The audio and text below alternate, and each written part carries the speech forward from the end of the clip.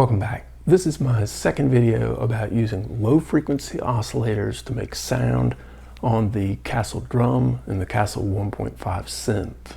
Now, that opening clip already demonstrates how different the drum is for this sort of thing, because I'm getting sounds out of the pattern LFO, so that's sort of the mini sequencer that the drum has.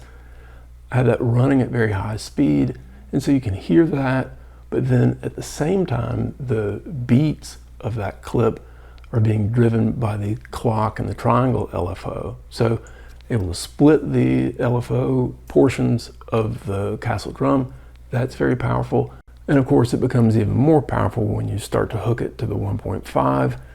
That's where we sort of ended the first video, but I'm going to start back at that with some things flipped around. I think you'll see that it is probably a better way to go. And then from there, I want to backtrack and just talk about patching the drum alone. And then the whole rest of the video, I want to try looking at sort of different setups, different time scales. Time scales are very important for this sort of thing, whether we're talking about something that's down at the level of a wave to change the character of the sound, or something that is longer to give sort of a more song-like structure, and things in between, things that are sort of like vibrato or tremolo. And so this is the point to also say that this is really an exploration, and that there's no way to show all the different types of ways that you can have these things set up. So I'm going to try and give some ideas, but it's certainly nothing close to the limits. So let's go ahead and get started.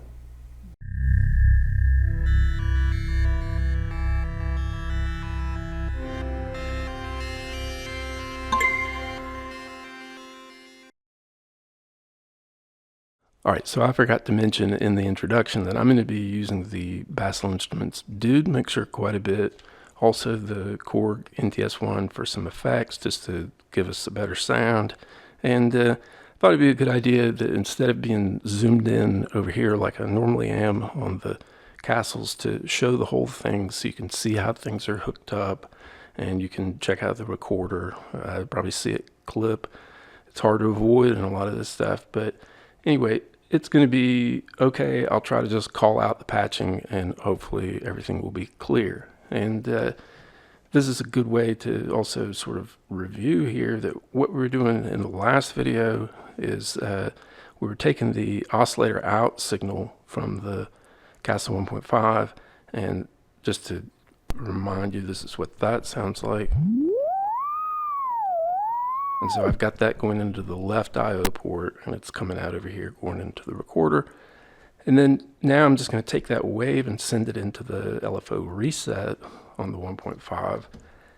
And then I'm going to basically listen to the stepped LFO in the same spot on the left channel. I have to try and get the frequency up high enough on the LFO here to where it sort of gets captured. So that's all the way up. And then now when I turn this up, very nice and very different wave sound. So there's that versus that, quite different. Now, to sort of flesh out the sound in the last video, what I did was use the second oscillator. So I had this as the primary thing, the LFO. And then I use the second oscillator on the right channel.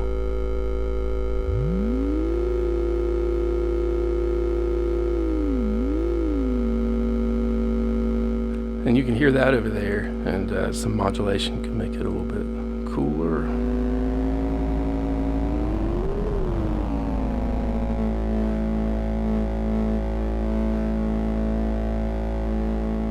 So some awesome sounds you can get that way, but what if, this is what this all comes down to, is what if you want to listen to the main oscillator out on the other channel? So basically sort of the main oscillator driving the LFO, and then the main oscillator as a voice.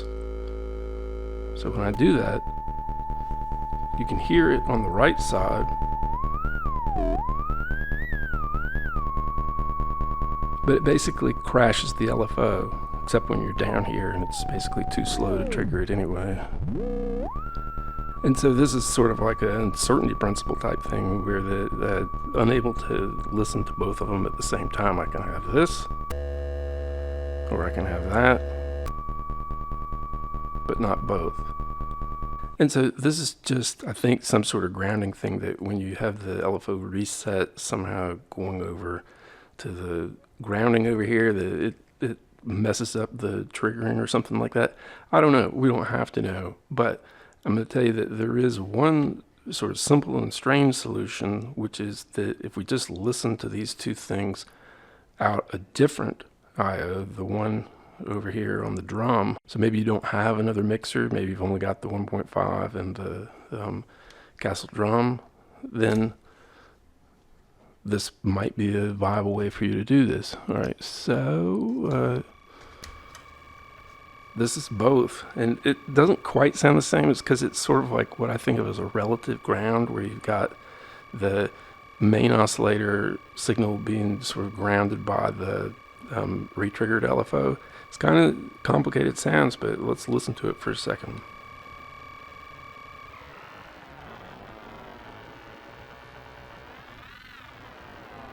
So you can hear that original Kastle voice in there, mixed in, but it's also definitely got the LFO.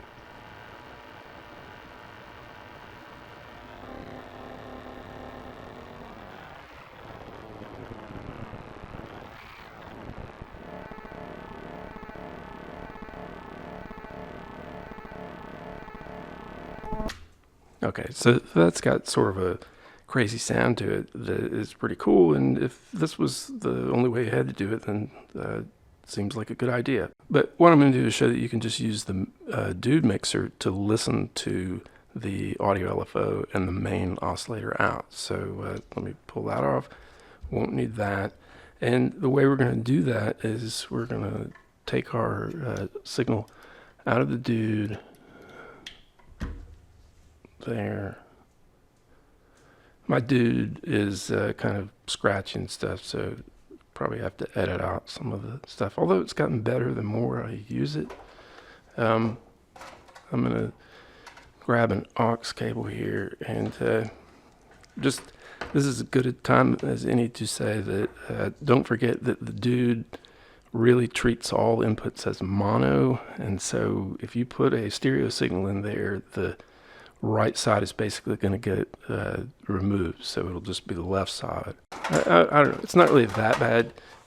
You end up having to just use a lot of these Y cables where you split stereo signal into two mono signals, so it's just more to keep track of. All right, and this is a lot easier to show stuff with too, because I've got the pretty standard audio LFO set up down here, and that is going into channel 1, so it sounds like this.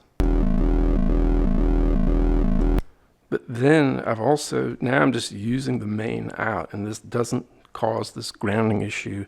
The grounding thing that I'm talking about is when you tap directly out of the oscillator out patch point. So coming out of here is okay. It doesn't mess things up. And then you have this, which is just regular Kastle, and you can have both.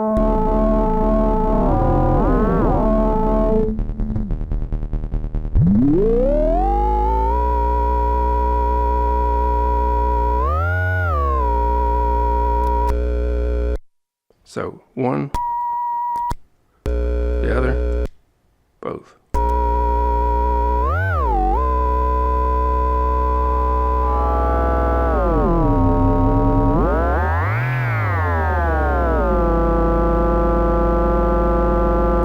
So that's pretty cool, and now we don't have that hard panning of the different signals, which I like because you can do post-processing with, but if I am not planning on doing any post-processing, then having it just as mono is pretty nice. Now, I've spent more time on this than I actually wanted to, but I think it's important because, I don't know, I like the second oscillator sound, so in some ways it's not that important of a thing to do all of, to have a mixer on the 1.5. But as we start to turn more attention to the Kastle Drum, definitely want to be able to have the synthy sounds of the audio frequency LFO, drum over the top, a clear, almost like bell-like sound with some crunchy synth underneath it that has kind of the same envelope. So we're going to get to that in a few minutes. Now we're up to where I really wanted to start the video, which is using the Kastle Drum as the audio LFO. You're going to see that there are a whole lot of different musical options by just sort of changing which one you use as the LFO source. So it doesn't seem like it makes that big of a deal, but it's just all down to this difference between the clock in and the LFO reset. Okay, so let's go without the dude at first, at least. And so that's going to mean that I think we can take the signal out of the Kastle Drum, and let's just go from the very beginning here. Got to turn the drum on this time. I'm going to turn everything down. Well, not quite. And I'm forgetting about the grounding. I think I'm going to do the same sort of thing that I did last time, where I take from the out over here to the IO over here, and this just causes the sleeves to, or the shields to ground each other. Oscillator out right here, and I'm going to send that to the clock in on the drum, and then I'm going to take signal out of here and put that into the left channel over here. Now, will we get a sound? Yeah, we do. Okay.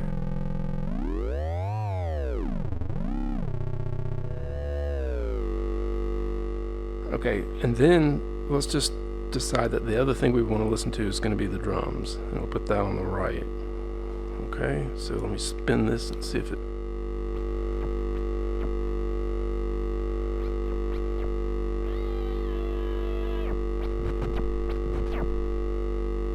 Alright, so that's working there. Now to do the melody, I want to run the stepped sequence into the P mod. Turn it up a little. Maybe some modulation.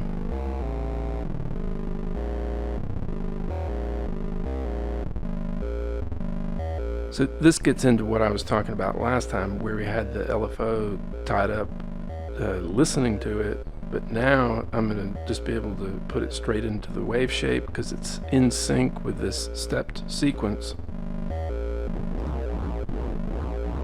And now we're hearing the up and the down, but we used the square LFO to reset, and this is what we were not able to do last time. And you can hear it's got a much like sort of pluckier, chunky sound.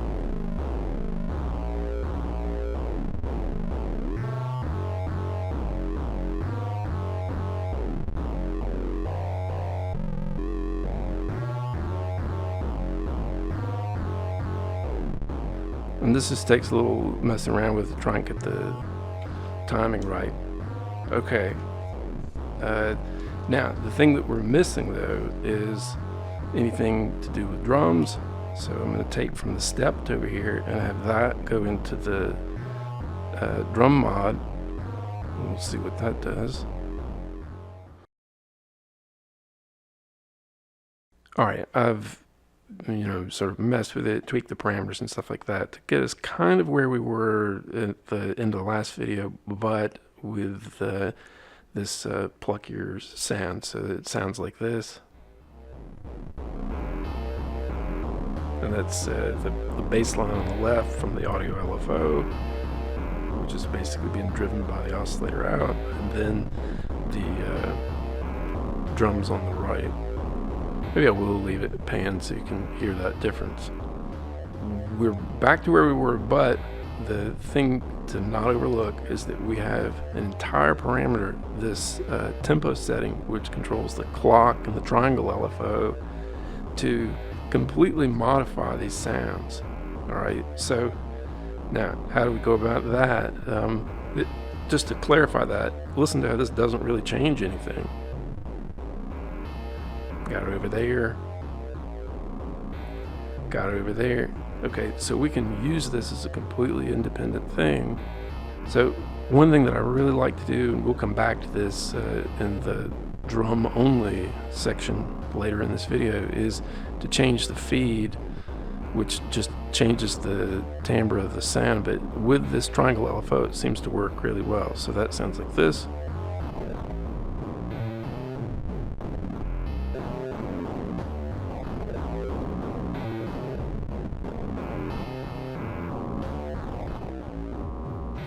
And this is the point to emphasize the sort of things I was talking about with the timing, is that I can have this go real slow,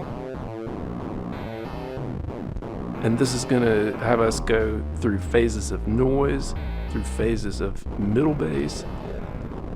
There's the noise. Through phases of high bass, so more like melody line. And I can have it go quite slow so that it becomes almost like a song structure. Having a slow modulation across this entire patch. But you can turn it up faster though and get it into more of like a sound feature.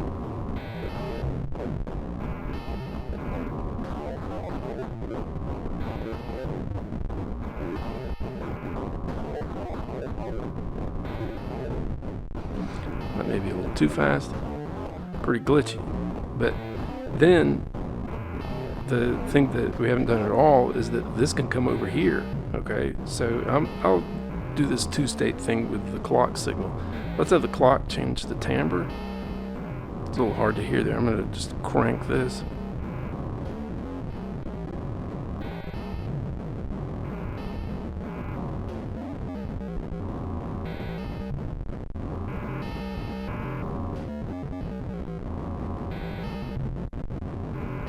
So then we get into almost like a gate, like trans-gate strobe type of thing.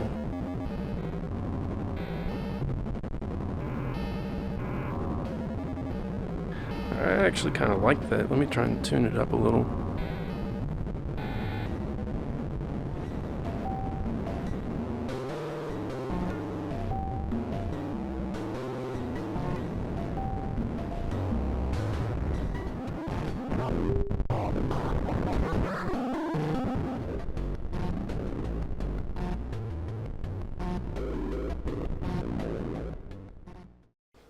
Alright, so I've fiddled with it and added the reverb and tuned some stuff up, and I've got it to something that I like, and I'll make sure to put the exact patch details in the description because it's a lot to just sort of go through at this point. But here, I'll turn it on, give it a listen.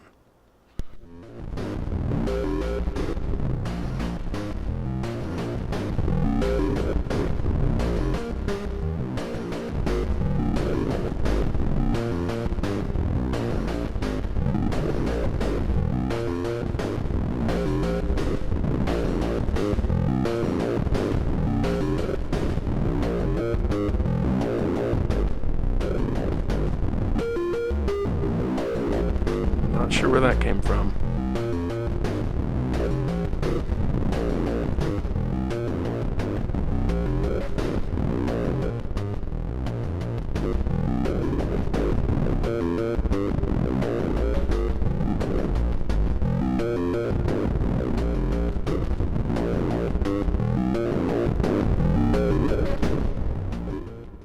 All right.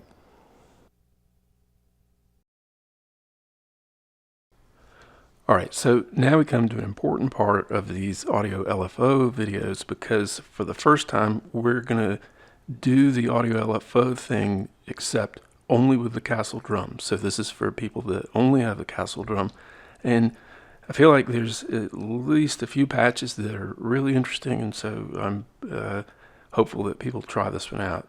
To start with, I've got just the attenuator hooked up to the recorder there on the I/O port, and let's just listen to what the drums sound like by spinning this dial. So that's just a way to sort of engage the drum sound by changing the drum setting. Normally we do that with an LFO, but you can do it just by rotating the drum knob. And then what I want to do is, instead of listening to that, we're going to use the drum signal for the first time to trigger the clock in, and we're going to listen to the pattern output. And so that's going to be on the left side, and it just sounds like the LFO, which can actually go up high enough to hear a tone like that, but we're not going to do that. We're going to use it for something else. But remember that this audio signal is going to engage the LFO, and so all I have to do is turn the drum knob again, and you can hear that sound. Okay, so that's an audio frequency LFO coming from the drum output, and then we just really need one more cable to get things kind of going, and that's going to be from the clock to the trig in. I can slow that down. I can change the length of it with a decay, and I can change the pitch of the tone.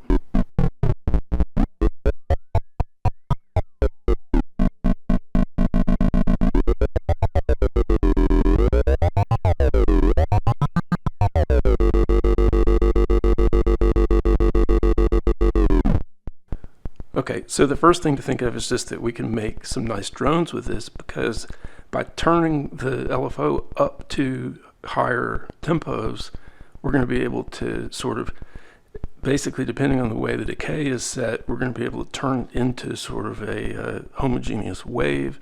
So let's do that. Got to have the pitch up a little.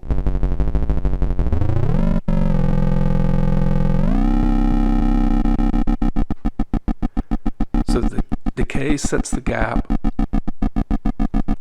Then we're going to crank the tempo.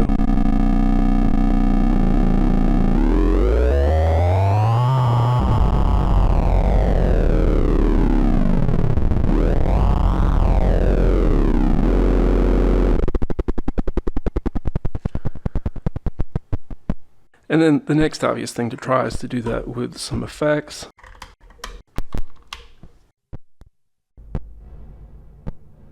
Okay, and now I've got the NTS-1 space reverb hooked up, and we're just going to try some different drone settings from the drum. So again, this is just a 3-wire patch.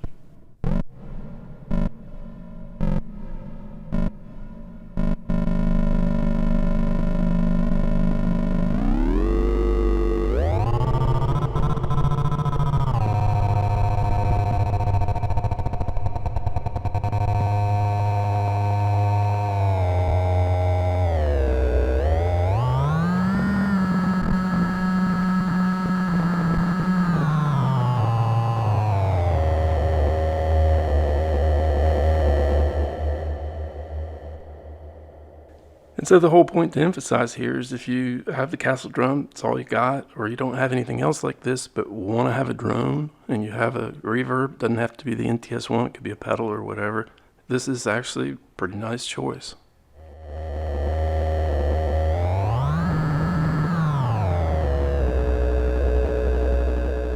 Tends to be a little noisy. We can also go to the other side of the decay and get that FM quality.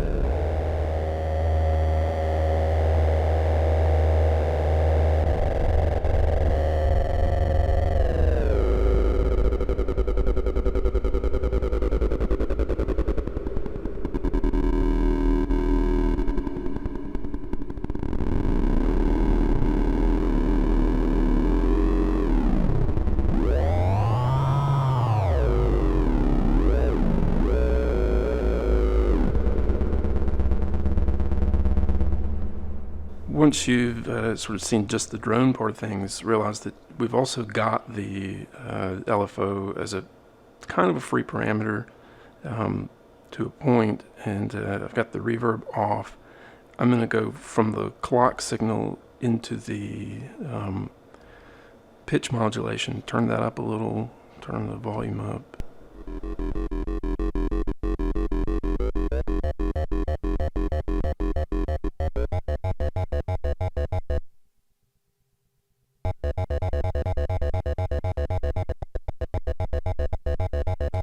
Probably best with long decay so you can really hear the tone, hear the pitch of it.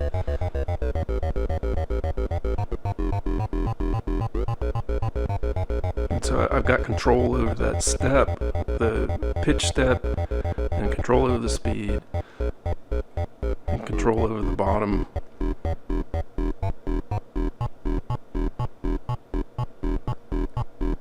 So that's pretty nice.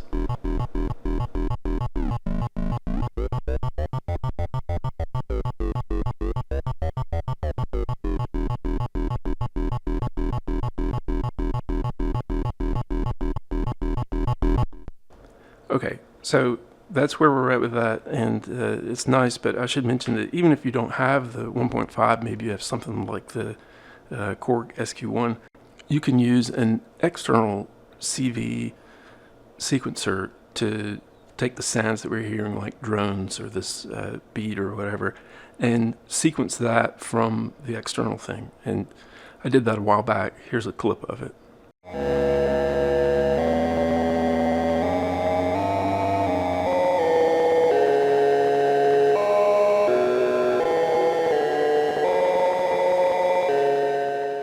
Alright, so we've got basically just 4 wires here. The audio LFO setup, the pitch is getting changed by the clock at whatever tempo we choose here. And the thing that turns this into basically my favorite patch out of all of this on the drum is to go from the LFO, this is the triangle LFO, to the feed.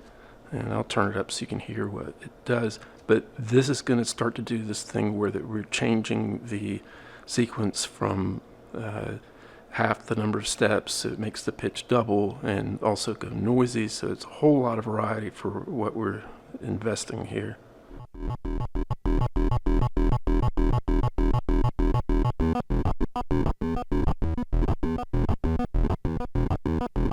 And you know, I grew up as a gamer, and so this is just like the basically where I would like to hear stuff end up.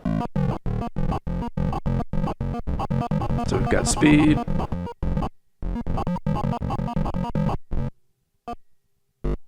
pitch,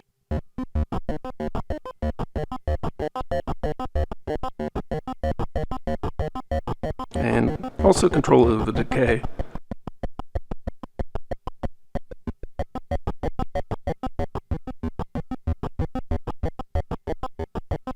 Then, if you crank this up enough, it becomes almost sort of like an old game called Phoenix.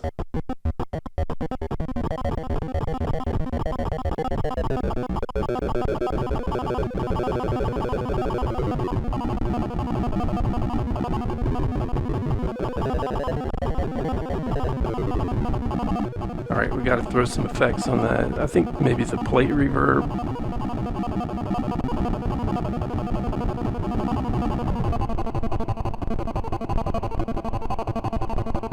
The space sort of complicates the sound. We just want to hear this. Basically it is with a little bit of fill in.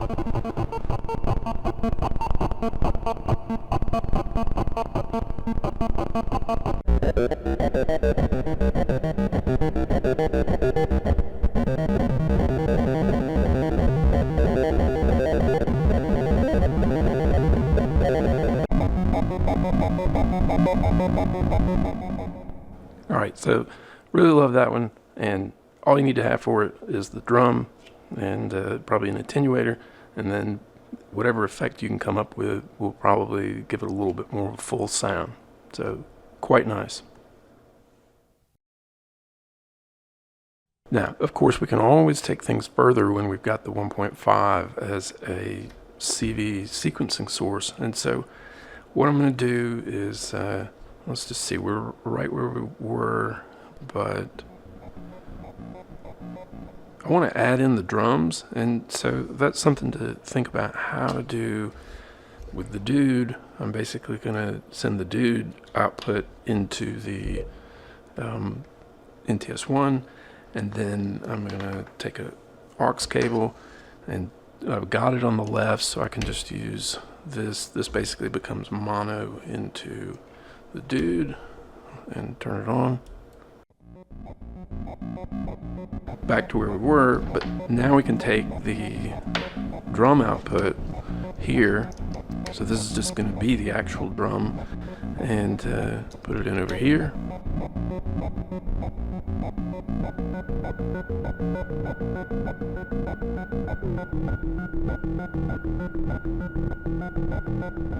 And it's not really my favorite, but I think that once we start to throw the 1.5 at this, that it'll be okay. One thing I'm going to do just to make the pitching a little bit easier is just get rid of this part. Crashed it out. Maybe turn down the reverb a tad. Okay, and then I am gonna, let's see, I'll just ground through the Dude. So I need one more aux cable.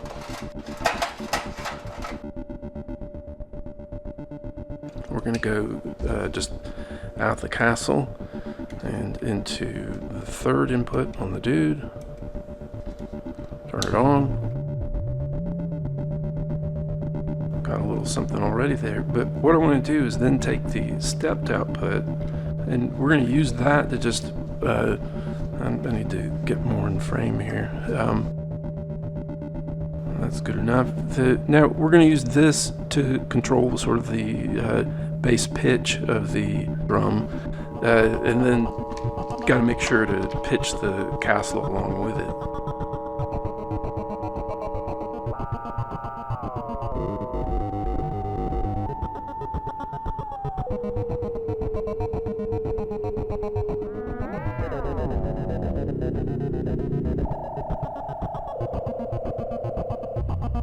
Maybe timbre mod.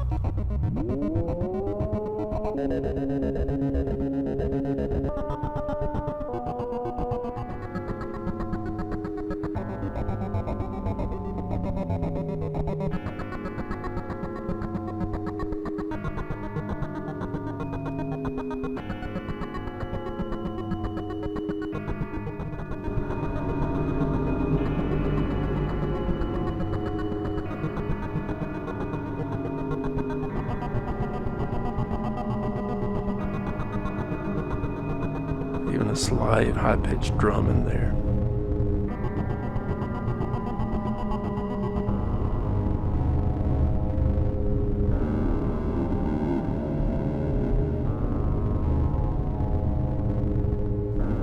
Okay, so I've worked on it a little bit with the tuning, and I think it's a good point to point out the three different sort of frequency regimes of the LFOs here. That we've got a very high frequency that's making sound coming out of the drum, and then we've got a sort of middle frequency that's given the sort of arpeggiation, and then we've got a slower LFO over here on the 1.5 that's doing sort of the chord changes, and decided to put the space reverb back on, added in the drum for a really high pitch, and so this is where we're at.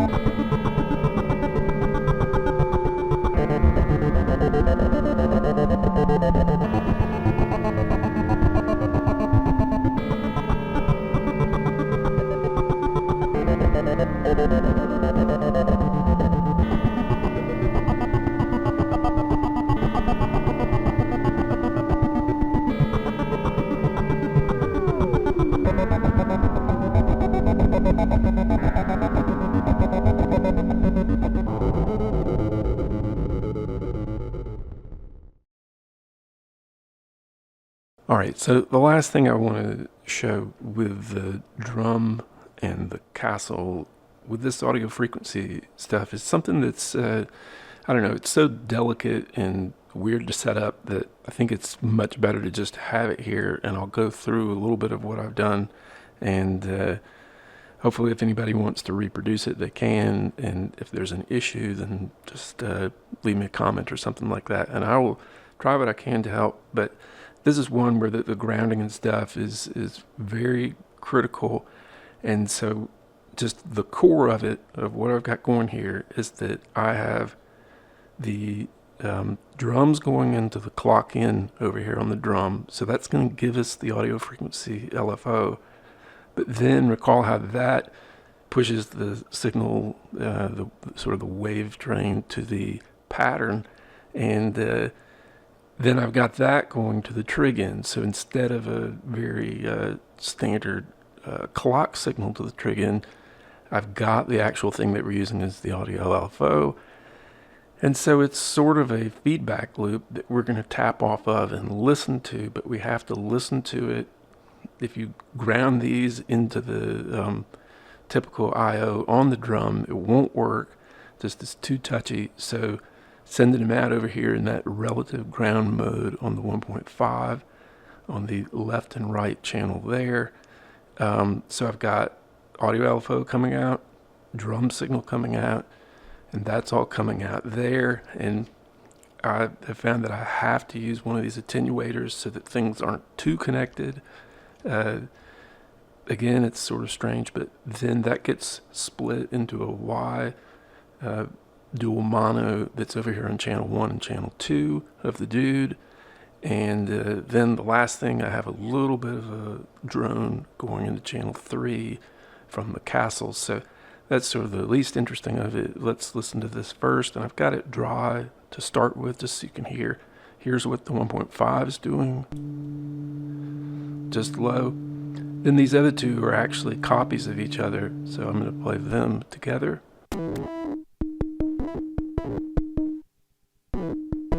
And so what this is drums that are being triggered through trig end just from the standard pattern voltage steps, but occasionally it triggers that sort of tearing sound.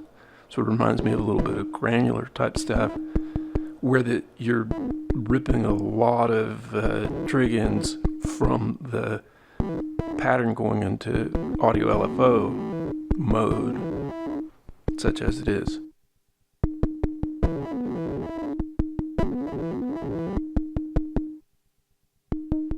It's pretty unpredictable, and if anybody's trying to reproduce this, one thing to tell you is that the default pattern on stepped doesn't have the right, the default pattern or sequence on the pattern LFO doesn't have the right steps to invoke this sort of feedback loop. So you have to sort of scramble the sequence with feed before this will work. That's been my finding, at least. Okay, so this is it all combined, and it really improves with some reverb. And I'm just going to let that play for a second.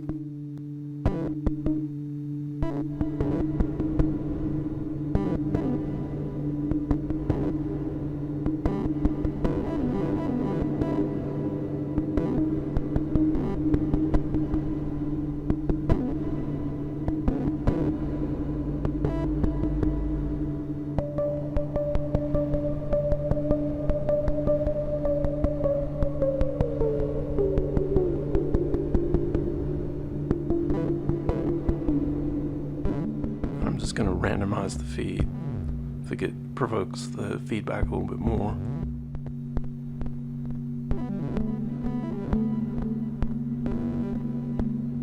Last thing, I'll add some delay.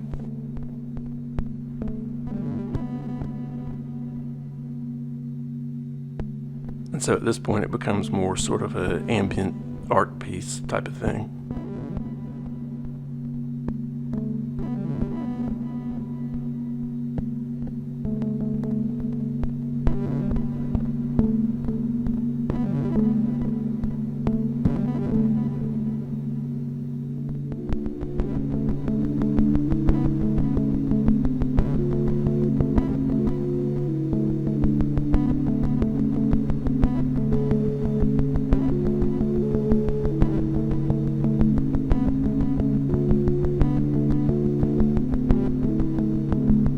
and then I just put a little melody on that low 1.5 tone.